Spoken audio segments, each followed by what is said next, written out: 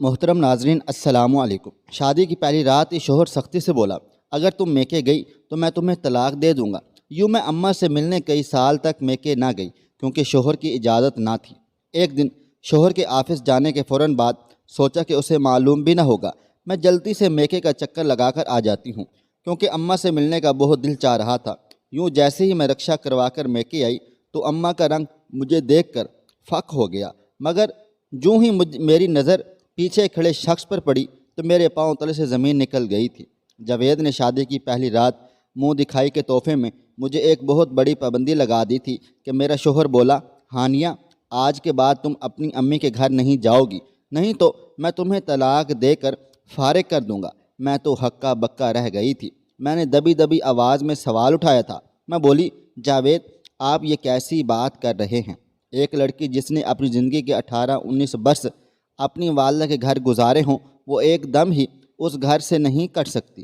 میں کوئی جانور یا بھیڑ بکری ہوتی تو مجھے آپ کی اس بات پر ہرگز اعتراض نہ ہوتا، مگر ایک انسان کے لیے یہ سب ناقابل برداشت ہے۔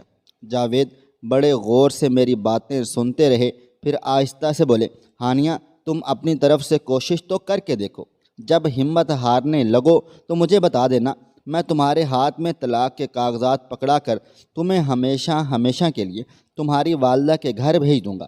میں خاموش ہو گئی تھی۔ اب ایک دن کی دلہن شوہر کے ساتھ بحث کرتی اچھی تو نہیں لگتی نا۔ جاوید اٹھ کر کپڑے بدل کر دوسری طرف رخ کر کے سو گئے تھے، جبکہ مجھے اپنی قسمت پر ہنسی آنے لگ گئی تھی۔ میں نے تو کبھی نہیں سنا تھا کہ شوہر ایسا بھی سلوک کیا کرتے ہیں۔ مجھے یہ سوچ کر ہی خوف آ رہا تھا کہ میں اس قدر کرخت انسان کے ساتھ زندگی کیسے بسر کروں گی۔ میں شادی کی پہلی رات ہی ہمت ہارنے لگ گئی تھی، مگر صبح میں نے جاوید کو بالکل ایک نئے روپ میں پایا تھا۔ وہ اچھے تھے، خیال بھی رکھتے تھے، مگر نہ جانے انہیں میری والدہ سے اس قدر دشمنی کیوں تھی۔ وہ ان کا نام سن کر ہی غصے میں آ جاتے تھے۔ میں اپنے مائکے کو یاد کر کے چھپ چھپ کر روتی رہتی تھی۔ ایک دن یوں ہی رو رہی تھی کہ جاوید کام سے واپس آ گئے۔ وہ بولے، کیا ہوا ہانیہ، کیوں رو رہی ہو؟ طبیعت تو ٹھیک ہے نا؟ میں بولی، مجھے ہادیہ یاد آ رہی ہے، اپنی بہن سے ملے بہت دن گزر گئے ہیں نا۔ ایک دم ہی جاوید کے ماتھے پر بل پڑ چکے تھے۔ وہ بولے، ہادیہ یاد آ رہی ہے یا عامر؟ میں ایک دم سے چونک گئی تھی۔ میں بولی، جاوید آپ مجھ پر شک کر رہے ہیں؟ عامر صرف ہمارا کرایہ دار تھا اور کچھ نہیں۔ میں نے تو کبھی اس سے بات تک نہیں کی، ہمیشہ اس سے پردہ کیا کیونکہ وہ میرا نامحرم تھا۔ جاوید نے سر ہلا دیا اور بولے، ہاں ہادیہ، میں تمہیں اس گھر میں جانے سے فقط اس لیے روکتا ہوں کہ عامر تمہارا نامحرم ہے۔ میں چپ کر گئی تھی۔ عامر ہمارے گھر 5 سال قبل کرایہ دار کے طور پر رہنے آیا تھا۔ جب ابو جان کا انتقال ہو گیا، ہم 2 جوان بہنیں تھیں اور ایک امی تھی۔ کمانے والا گھر میں کوئی تھا نہیں، اس لیے امی جان نے اوپر والا پورشن کرائے پر چڑھا دیا۔ پھر میں اور ہادیہ بچوں کو ٹیوشنز پڑھانے لگی تھیں تو گھر کا خرچہ آسانی سے نکل جایا کرتا تھا۔ دل تو چاہتا تھا کہ میں جاوید سے یہ سوال پوچھوں کہ جب شادی سے پہلے عامر ہمارے گھر رہتا تھا تب تو کچھ ہوا نہیں تھا، اب شادی کے بعد گھڑی 2 گھڑی ملنے کے لیے گھر جاؤں گی تو کیا ہو جائے گا؟ پھر خیال آیا کہ شادی سے پہلے امی جان نے بتایا تھا کہ عامر تو تمہاری شادی کے بعد اوپر والا پورشن چھوڑ کر چلا جائے گا، اس کو کہیں اور ٹھکانہ مل گیا ہے۔ میں ایک دم سے پرجوش ہو گئی تھی۔ میں نے سوچا، عامر اب تک تو گھر چھوڑ کر چلا گیا ہوگا، اگر یہ بات کسی طرح سے جاوید کو پتہ چل جائے تو ہو سکتا ہے وہ مجھے گھر جانے کی اجازت دے دے، لیکن گھر کا حال احوال میں کیسے معلوم کرتی؟ جاوید نے تو مجھ سے موبائل تک لے رکھا تھا اور یہ بھی کہہ دیا تھا کہ تم نے نہ اپنی بہن سے رابطہ رکھنا ہے اور نہ ہی اپنی امی سے، لیکن میں نے خود کو تسلی دے دی تھی کہ میں کسی نہ کسی طرح ان سے پوچھ ہی لوں گی۔ مجھے امی سے زیادہ ہادیہ کی فکر تھی۔ وہ بہت کم حوصلہ تھی، چھوٹی چھوٹی باتوں پر گھبرا جایا کرتی تھی۔ ابھی تو ویسے بھی بہت کرخت تھی، ذرا سا کام غلط ہو جاتا تو وہ اتنی کڑی سزا دیتی تھی کہ کوئی حاضر نہیں ہوتی تھی۔ میں انہی باتوں کو سوچ رہی تھی جب ہمارے گھر کی بیل بجی۔ میں چونک گئی، دروازہ کھولا تو سامنے سمیرہ کھڑی تھی۔ سمیرہ جاوید کی اکلوتی بہن تھی۔ وہ شادی کے 2 ماہ بعد پہلی بار میرے گھر آئی تھی۔ میں نے بڑے پرجوش انداز میں اس کا استقبال کیا تھا۔ میں اس کا ننھا سا بیگ دیکھ کر سمجھ چکی تھی کہ عمر گھر ٹھہرنے کے لیے آئی ہے۔ میں خوش ہو گئی تھی کیونکہ جاوید تو آدھا دن آفس میں گزارتے تو آدھا دن اپنے دوستوں کے ساتھ۔ ان کے پاس نہ تو گھر کے لیے ٹائم تھا اور نہ ہی میرے لیے۔ میں نے سوچا کہ چلو سمیرہ کے ساتھ میرا دل لگ جائے گا۔ شام گئے، جب جاوید آفس سے واپس لوٹے تو بولے، ہانیہ میں ہفتے بھر کے لیے کام کے سلسلے میں شہر سے باہر کہیں جا رہا ہوں، اس لیے میں سمیرہ کو تمہارے پاس چھوڑ کر جا رہا ہوں۔ تم نے سمیرہ کا بہت بہت خیال رکھنا ہے، بلا وجہ گھر سے نکلنے کی اجازت نہیں دینی اسے، سائے کی طرح تم ساتھ ساتھ رہنا میری بہن کے۔ سمیرہ ہنس کر بولی، کیا ہو گیا ہے آپ کو بھائی جان؟ آپ پہلے تو ایسے نہیں تھے۔ جاوید بولا، جیسے جیسے میں اس دنیا کو سمجھنے لگا ہوں ویسے ویسے میرا اعتبار ہر انسان سے اٹھ گیا ہے۔ مجھے مرد ذات پر بالکل بھی بھروسہ نہیں ہے، مرد کہیں بھی کبھی بھی کچھ بھی کر سکتا ہے۔ سمیرہ اپنے بڑے بھائی کی باتیں سن کر حیران رہ گئی تھی۔ وہ بولی، بھائی جان آپ پہلے تو ایسی سوچ نہیں رکھتے تھے۔ جاوید نے مسکرا کر کندھے اچکا دیے اور بولا، اب کیا کیا جا سکتا ہے میری بہن۔ پھر جاوید کا سامان پیک کرنے کے لیے کمرے میں چلی گئی تو جاوید میرے پیچھے ہی کمرے میں آ گئے تھے۔ وہ بولے، ہانیہ میں نے آج جو باتیں کی ہیں ان پر عمل کرنا، ہنسی مذاق میں مت اڑا دینا۔ میں تم سے آ کر ایک ایک بات پوچھوں گا۔ میں نے سر ہلا دیا تھا اور جاوید گھر سے چلے گئے تو میرا دل عجیب سے وسوسوں کے تحت پریشان سا ہو گیا تھا۔ جاوید جیسے بھی تھے اپنے کام سے کام رکھتے، میری 10 باتوں کے جواب میں ایک بات کہتے، مگر تھے تو میرے شوہر نہ۔ ان کی غیر موجودگی میں اداس ہونا فطری سی بات تھی۔ سمیرہ نے میرے پریشانی بھانپ لی۔ وہ بولی، ہانیہ ہم ہادیہ کو بھی یہاں بلا لیتے ہیں، یہ تمہارا بھی دل لگ جائے گا اور مزہ بھی خوب آئے گا۔ میں نے منہ لٹکا کر اسے بتایا کہ جاوید نے مجھے منع کر رکھا ہے۔ شادی کے بعد سے اب تک نہ تو میری کبھی گھر والوں سے فون پر بات چیت ہوئی ہے اور نہ ہی میں ان کے گھر گئی ہوں۔ سمیرہ حیران رہ گئی تھی۔ وہ بولی، مجھے تو سمجھ ہی نہیں آتا کہ میرے بھائی کو ہو کیا گیا ہے، وہ تو کبھی بھی ایسے نہیں تھے۔ پھر سمیرہ نے مجھے مشورہ دیا میں گھر جا کر ان سے بھی لاؤں، مگر میں نے جھٹ سے انکار کر دیا تھا۔ مجھے اب سمیرہ پر شک ہونے لگا تھا، ہو سکتا ہے جاوید نے سمیرہ کو میری جاسوسی پر چھوڑا ہو۔ سمیرہ میرے سامنے بہت سی قسمیں کھائیں، وعدے کیے کہ اس بات کا بھائی کو کبھی بھی علم نہیں ہوگا۔ مزید میں اس کی بات پر یقین نہیں کر پائی تھی، اس لیے اس کی پیشکش کو ٹھکراتی رہی۔ دراصل میں نہیں چاہتی تھی کہ جاوید مجھ سے ناراض ہو کر مجھے گھر سے نکال دے، کیونکہ میں ایک بار پھر سے امی کے رحم و کرم پر نہیں رہنا چاہتی تھی۔ میری امی اچھی عورت نہیں تھی، اس لیے مجھے ہادیہ کی ہر لمحہ فکر ستاتی رہتی تھی، مگر پھر بھی ان کے ساتھ رابطہ نہیں کر پا رہی تھی۔ میں ہر لمحہ اس کے لیے دعا گو رہنے لگی تھی، لیکن وقت کو مجھ پر رحم نہیں آیا تھا۔ 3 سال یوں ہی پلک جھپکتے ہوئے گزر گئے تھے، مگر آج تک مجھے ہادیہ کی کوئی خیر خبر بھی معلوم نہ ہوئی تھی۔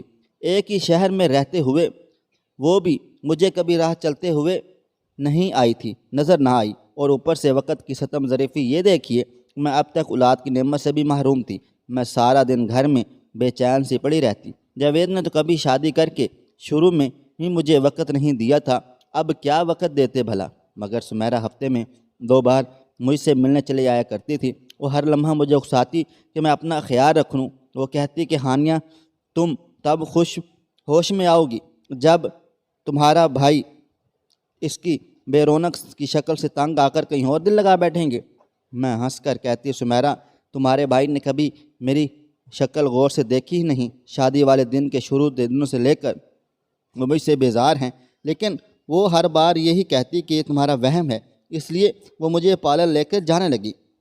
2 بار پارلر وہ مجھے خود لے کر گئی تھی۔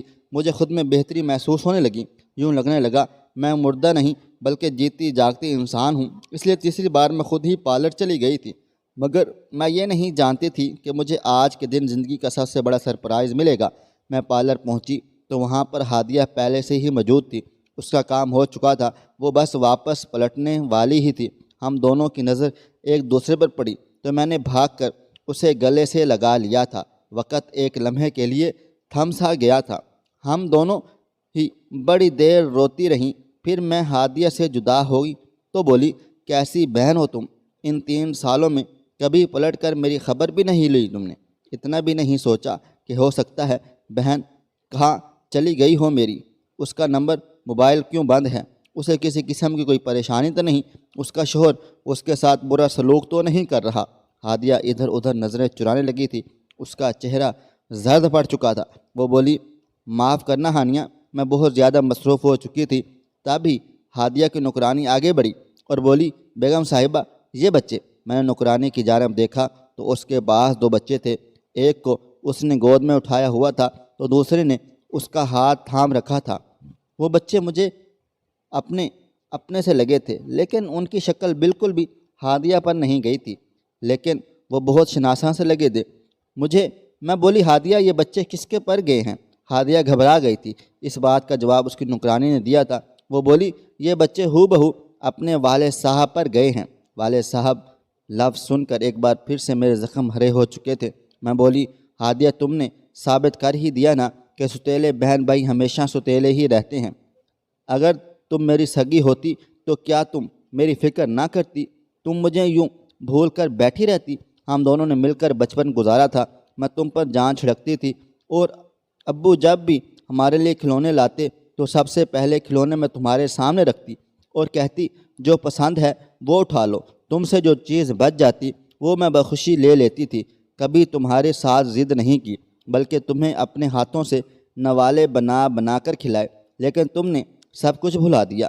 میں رونے لگی تھی، جبکہ ہادیہ پریشان سی کھڑی کچھ لمحے مجھے ہی دیکھتی رہ گئی، پھر بولی مجھے دیر ہو رہی ہے اور باہر نکل گئی۔ میں حیران سے وہیں کھڑی رہ گئی تھی۔ پھر میں پارلر سے بنا ٹریٹمنٹ ہی واپس لوٹ گئی تھی۔ گھر آ کر میں بڑی دیر پھوٹ پھوٹ کر روتی رہی۔ میری بہن مجھ سے غیروں کی طرح مل کر جدا ہو گئی تھی، کوئی شناسائی نہیں ابھری تھی اس کی آنکھوں سے۔ پھر اس کے 2 بچے، اللہ کاش مجھے اپنی اولاد ہی دے دے، کم از کم اس دنیا میں کوئی تو رشتہ میرا اپنا ہوتا نا۔ شام میں جب جاوید گھر لوٹے تو مجھے اس طرح بری حالت میں دیکھ کر گھبرا گئے تھے۔ وہ بولے کیا بات ہے ہانیہ، سب کچھ ٹھیک ٹھاک تو ہے نا؟ میں نے نفی میں سر ہلا دیا اور ایک بار پھر سے رونے لگ گئی تھی۔ میں بولی جاوید مجھے اولاد چاہیے۔ جاوید بڑے غور سے مجھے دیکھتے رہے، پھر بولے 3 سال ہو گئے ہیں مجھے اولاد جیسی نعمت کے لیے ترستے ہوئے، مگر تم نے اس بات کا تذکرہ نہیں کیا کیونکہ میں تمہیں پریشان نہیں کرنا چاہتا تھا، لیکن آج تم نے خود ہی یہ بات کر دی ہے تو سنو، میں اولاد کی خاطر ترستا رہتا ہوں۔ میرا بھی دل کرتا ہے کہ میرے اس گھر میں ننھے سے بچے کی کلکلاریاں گونجیں، مگر تم فکر مت کرنا ہانیہ، یہ سب اللہ تعالیٰ کے ہاتھ میں ہے، اس کے ہاتھ دیر ہے مگر اندھیر نہیں۔ اتنا کہہ کر جاوید اٹھ کر واش روم میں چلے گئے تھے، جبکہ میں سوچتی رہ گئی کہ جاوید مجھے اس طرح بری حالت میں دیکھ کر گھبرا گئے تھے۔ وہ بولے کیا بات ہے، سب کچھ ٹھیک ٹھاک تو ہے نا؟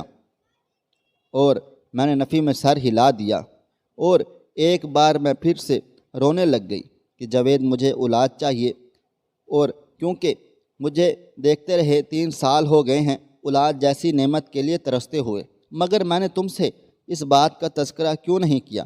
کیونکہ میں تمہیں پریشان نہیں کرنا چاہتا تھا، مگر آج تم نے یہ بات کر ہی دی ہے تو سنو، میں اولاد کی خاطر ترستا رہتا ہوں۔ میرا بھی دل کرتا ہے کہ میرے اس گھر میں ننھے سے بچے کی کلکلاریاں گونجیں، وہ گھومے پھرے، مگر تم فکر مت کرنا حالیہ، یہ سب اللہ تعالیٰ کے ہاتھ میں ہے، اس کے ہاں دیر ہے مگر اندھیر نہیں۔ اتنا کہہ کر جاوید اٹھ کر واش روم میں چلے گئے تھے، جبکہ میں سوچتی رہ گئی جاوید اپنے اوپر سے جیسے بھی کرخت نظر آتے ہیں مگر اندر سے میرا احساس کرتے ہیں، مجھے تکلیف نہیں دیتے، اس سے بڑھ کر مجھے اور کیا چاہیے تھا؟ میں نے سوچ لیا تھا کہ کل میں لیڈی ڈاکٹر کے پاس جا کر اپنا چیک اپ ضرور کرواؤں گی۔ صبح جیسے ہی جاوید گھر سے نکلے میں بھی تیار ہونے لگ گئی تھی۔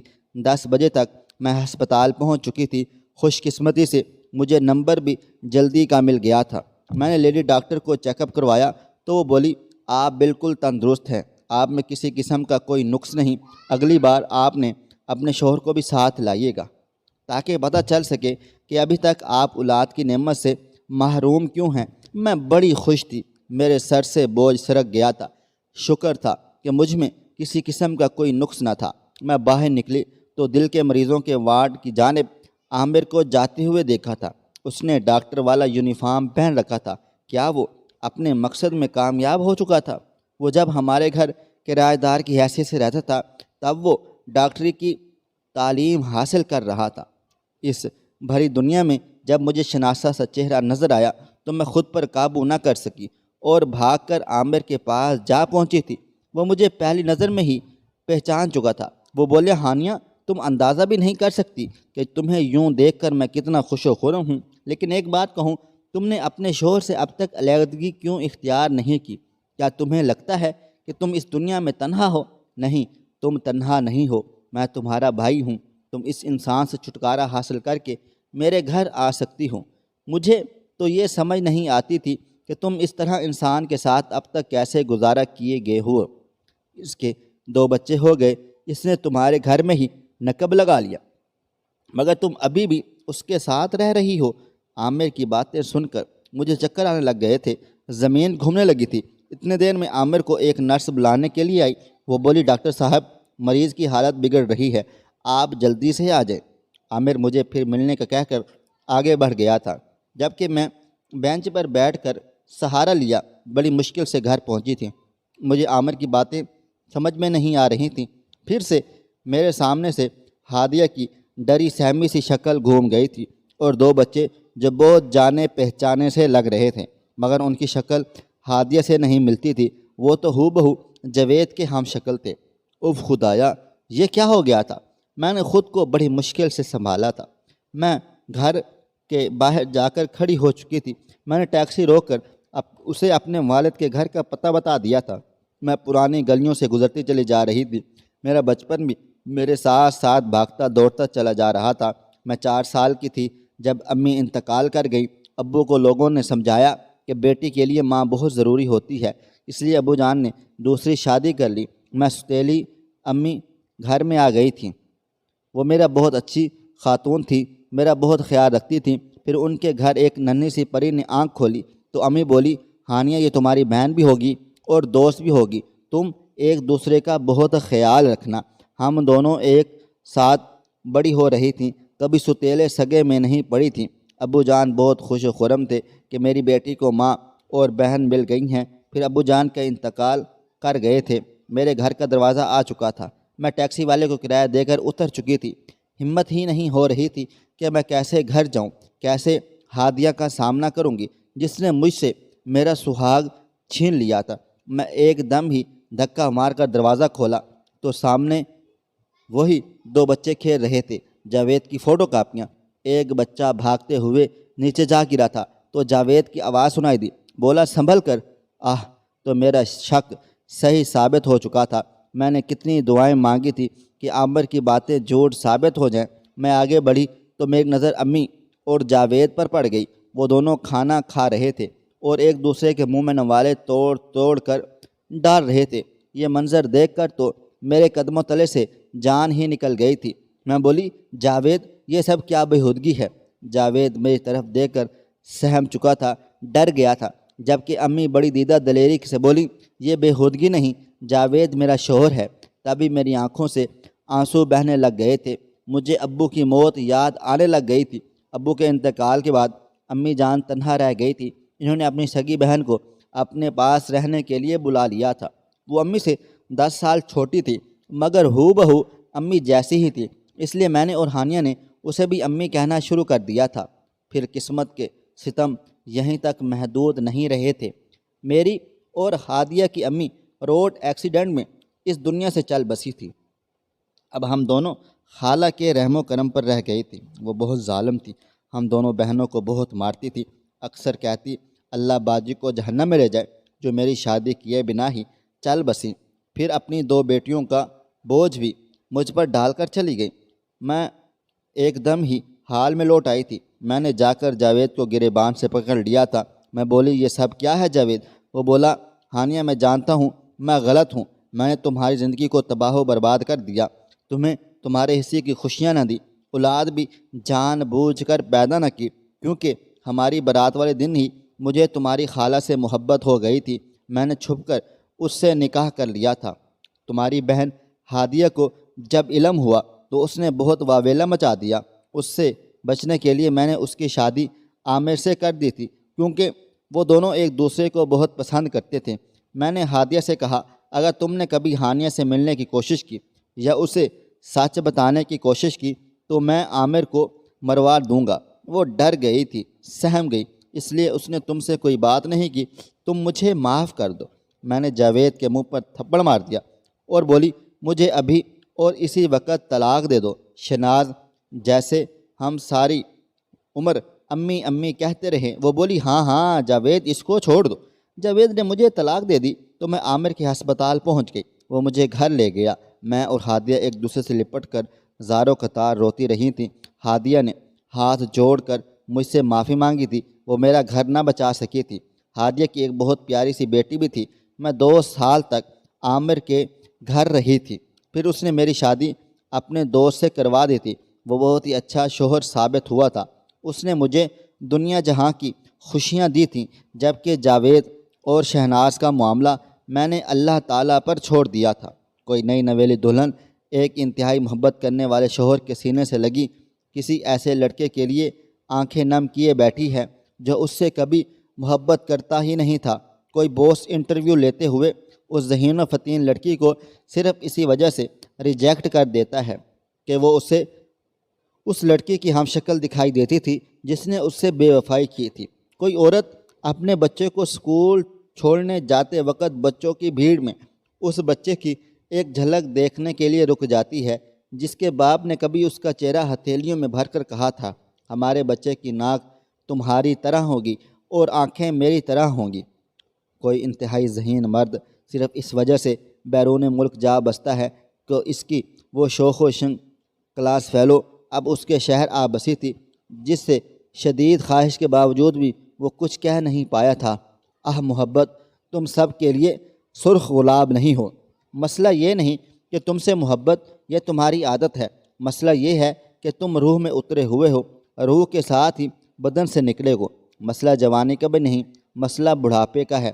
جب نگاہیں دھندلی ہو جائیں تو جوانی کے دنوں کی سب سے بڑی یادگار تم ہوگے، اور آخری لمحوں میں اگر تم پاس نہیں ہوگے تو موت سے زیادہ ملال اپنی رائیگانی پر ہوگا۔ کیا فائدہ ہوگا ایسی زندگی کا جس میں تمہاری قربت کی مٹھاس کی جگہ ہجر کی تلخی گھلی ہو، اور ایسی زندگی کون کہے گا جس میں تم ساتھ نہیں تھے؟ اس لیے مجھے جب تک زندگی ہے تمہارے ساتھ جینا ہے۔